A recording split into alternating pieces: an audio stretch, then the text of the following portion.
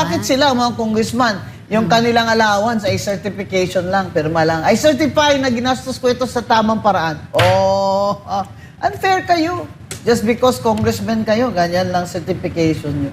Hindi naman tama po yan. Pero, sige, rules are rules. Oh, dapat naman po ang rules ay ma-justify. Kaya nga po, pag akyat niya doon sa appeal niya, sa Commission and Bank, pwede niya namang i-justify doon kung bakit acknowledgement receipt lang po yan. Eh, pambira naman po kayo, mga karinderya ho yan sa palibot-libot doon sa lugar na kinikase ba, nabantayan nila ba. Tapos, kailangan pa po may OR. Alam mo, yung mga taxi, Dati yung Grab. Di ba sa Vietnam may resibo? Yes. Taxi? Oo, lahat. Nakakurbata pa nga yung taxi driver. Yes. Eh, dito walang resibo. Walang resibo. Oo. Paano yan? Nag-Grab ako. 145. Wala naman ako resibo. Actually, even yung mga mga restaurants, siya kapag bumibili ka minsan, tatanungin ka pa, kailangan niyo po ba na resibo? Oo. Di ba, tinatanong pa rin nila yun eh. Kaya acknowledgement receipt, 845 pieces, napagod na si Attorney Lorna Kapunan. Kasi dapat yun sa procedure, isa-isa patingnan niya dun sa resident auditor na humalili kay Wamil. Oo, napansin nga rin yun ng defense lawyer. I forgot the name of the girl na maliit.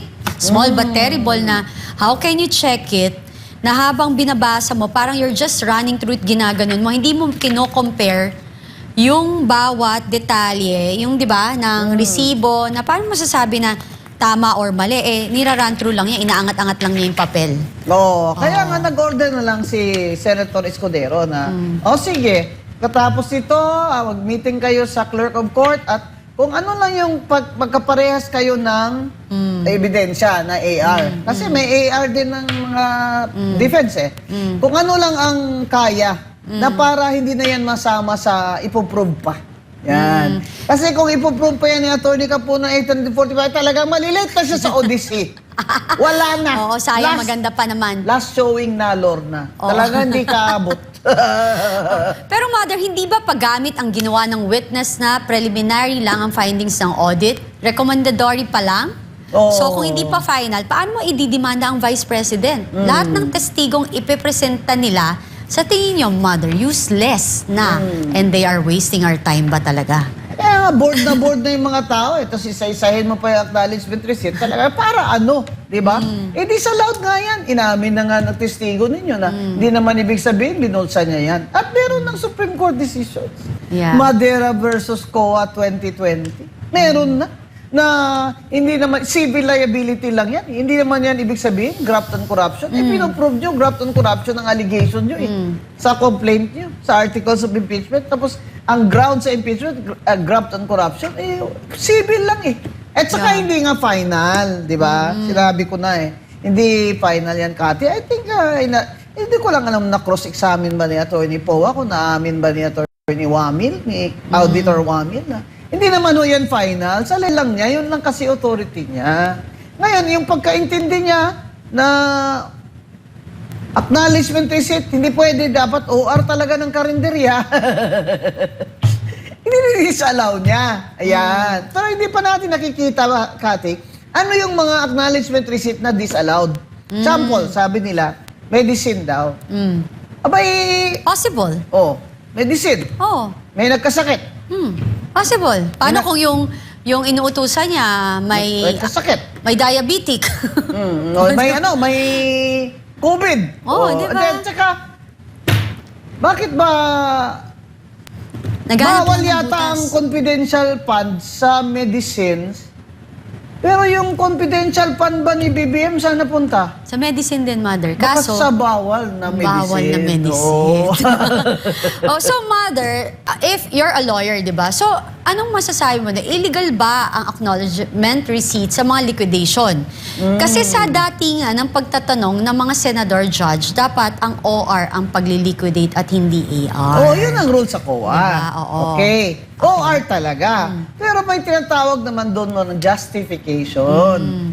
Yun nga pong sinasabi ko, kung karinderya naman po, wala naman po talagang OR doon. Correct, correct. Grabe naman kayo kung nagmerienda po sila ng, kunyari ay sa bulaluhan, ganyan. Ilan sila? 20 sila. Ganon. Wala naman pong ganyan. Pero makikita naman ninyo saan ang bulaluhan. Anong pangalan ng may-ari? Meron naman nun sa acknowledgement receipt. Correct. Baka mga telepono pa ngayon. Ako nga, gusto ko tuloy makita yung mga ano eh. Oo, mga, AR. O, diba? Oo. Na mga, at saka hindi lang, Mother, wag lang si BP, lahat. Si BBM. Oo. Diba? Or your past president na inaudit din nila. Hindi lang si PRRD, si Ninoy, lahat. Diba? Para makompare natin na kung everybody's using the same or talagang kay BP Sara lang sila nagiging stricto kasi hinahanapan nilang ng butas. Pero Mother, may isa akong senator, judge na ni-raise sa hearing if may conflict of interest na abogado ni BP Sara, si Attorney Michael Poa daw, na nagkaroon ng meeting sa COA sa Notice of Disallowance ng OVP. Pero para kay Presiding Officer Escudero, hindi naman si Poa ang nasasaktal, kundi ang Vice President. Any comment on that? Peka, kung pumunta ang Chief of Staff Yun. sa OWA Auditor doon sa Office of the VP, hindi naman po yan crime. Hindi naman yan bawal. Kami, di ba, mga noon, commissioner kami, pag may tanong sa disallowance, siyempre papuntahin ko doon yung administrative officer ko. Pag tanong, bakit ho ito disallowed? Ito po, ito po ba yun? Anong pong kulang dyan? Oh, di ba? Hindi naman ho yan ibig sabihin na kinukuntsaba niya. In fact, it shows na hindi talaga niya nakuntsaba. Di ba? Kasi ang daming testimony ni Attorney Wamel na na hindi naman pabor sa kay at DP. Saka, yung sabi nga naman, tama naman si Senator Escudero, hindi naman si Attorney Poa na sasakdal. Exactly. At saka, yung isang comment nga na bakit ang disallowance sa pangalan ni VP Sara na hindi naman siya ang tumanggap ng mga cash na yon. Tama, diba? tama. Kasi dinidisburse yun sa mga kung sabagay, yung supervising doon na security or sa yung informant nila, di ba? Yeah. Pero ang sabi niya ng COA na ang head of agency po ang dinidisallow. Okay. Ang head of agency ang dinidisallow. Okay yan. Pero ano ba nangyari doon sa sa PhilHealth na bonus? Ha? Yung may isang senador dyan, nag-bonus sa PhilHealth eh. Ano nangyari doon? Di ba yung disallowed? Ano yung balita doon? Kasi dapat kahit na 10 years ago pa yan, wala namang expiration yan. Dapat. Yun nga Dapat sinasabi ko. pasoli yan. Yes, yun nga sinasabi ko, Mother. Dapat hindi selective. Kasi ang nangyayari ngayon dito, dahil ang motibo talaga nila, talaga namang may impeach si BP Sara, sa kanya lahat nakafocus, di ba? Siyempre, hindi nila matatalo eh. Tingnan mo sa survey. Hindi pa rin bumababa. Oo, lalong tumataas. Kahit mabuti pa si pangalan nitong Sino? may tatakbo daw na presidente. Si Bombo. May ipapatakbuhin daw si BBM eh. Kasi hindi na pwede si Martin Romualdez ngayon. Naghahanap na siya ng kanyang bagong kandidato. Kaya yung mga survey na yan, kung sino-sino na lang ang tinatapat nila kay BP Sara, may si Leni Robredo, may si Risa Ontiveros. Diba? Pero Mother, tingnan mo yung mga yung nakakulong. Si dating Congressman Mike Defensor, number 15 sa survey for Senator. Diba? So yung tao talaga ngayon, hindi na bulag, hindi na nila mabubola. Kasi sa sobrang tagal na, actually, Mother, for the longest time, ganito talaga ang ginagawa sa mga kalaban sa politika ng bawat administrasyon, no? Diba? They will try to character assassinate, slander, 'di ba? I-malign yung mga personalidad na alam nilang kalaban nila na malakas sa darating na eleksyon. Kaso lang, dahil ang Pilipino is very warm and compassionate, they also understand the difference between dun sa paninira at sa katotohanan. Naman. Ang tagal na Ang tagal nilang tinrabaho. 2023, nag-start na sila kay BP Sara. Anong petsa na now, di ba? 3 years na. Yung namang confidential fund, nirelease nila yun. Galing yun sa Office of the President. Sabi mismo ng auditor eh. Pero mo, 11 days na lang nirelease nila. Talagang pinain nila, kumbaga. No?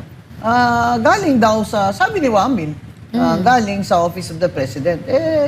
Hindi naman yan hiningi ni VP Sara, pambihira naman Exactly. kayo. At saka, itong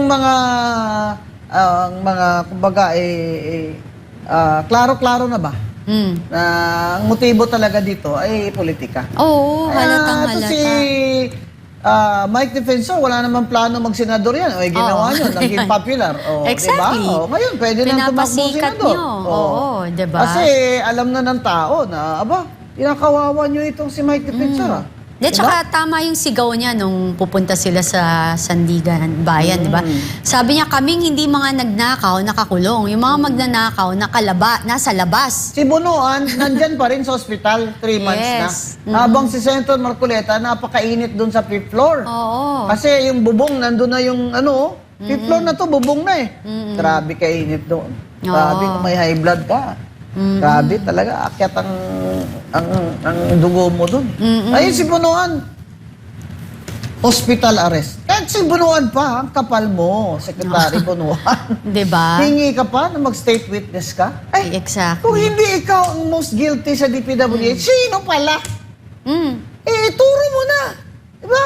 Hindi naman pwedeng isi-state witness ka, wala ka namang tinuturo na most guilty. Ako, I can't wait ewan ko dyan kay Martin Romualdez na pabitin-bitin pa na kung talagang hindi siya yung may kasalanan, ilabas mo na kung sino yung totoong mastermind. Oo nga, Martin. Diba? Nakikipag-deal ka ba? Oo, Diba? unsolicited advice itong sa akin. Kahit tayo talaga, mortal enemy kita. Hindi mo ako pinaupo sa P3PWD. Nanalo na kami sa Supreme Court, di mo pa rin pinaupo yung substitute ko, Kaya ako, nagtitimpi lang ako sa'yo.